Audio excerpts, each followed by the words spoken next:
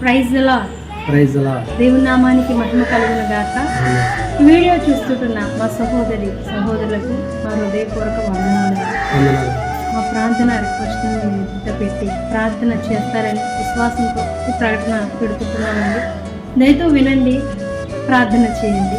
2024 అంతయు క్షేమకరంగా దేవుడు సువార్త పరిచర్య మీ ప్రార్థన ద్వారా, మా ప్రార్థన ద్వారా చక్కగా జరిగించున్నానండి. ఈ 2025 సంవత్సరం, నూతన సంవత్సరంలో మరలా మేము సువార్త పరిచర్య చేయడానికి సిద్ధపడుతూ ఉంటున్నాం.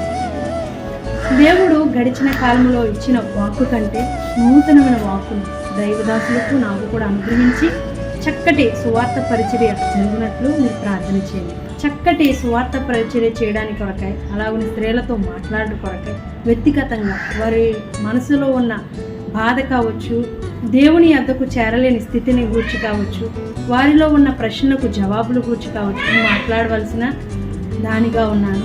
కనుక నా నోటికి మాటలను దేవుడు అనుగ్రహించులాగున మీరు ప్రార్థన చేయండి. బైబిల్ గ్రంథంలో స్త్రీల గురించి ఇలాగ రాయబడింది.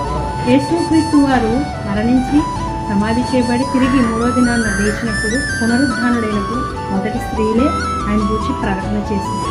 ఈ రోజున స్త్రీలకు ఆ బాధ్యత కలిగినది. ఆ బాధ్యతలో నేను పాలు పొందుకుంటున్నాను. కనుక మీరు నా కొరకు ప్రార్థన చేయాలని ప్రత్యేకించి కోరుకుంటున్నాను. అలాగే మీరు కూడా పరిచర్య చేయాలని ప్రోత్సహిస్తుంటున్నాను. యేసుక్రీస్తు వారి గురించి మీరు ప్రకటన చేయండి.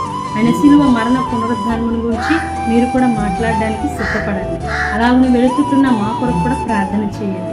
నేను ఎంతగానో ఆశ కలిగి ఉన్నాను, మీరు ప్రార్థన చేస్తారని. దేవుడు మిమ్ములను, మీ కుటుంబాలను దీవించును గాక. ఆమేన్. ఆమేన్. మే గాడ్ బ్లెస్ అండి. ఆమేన్.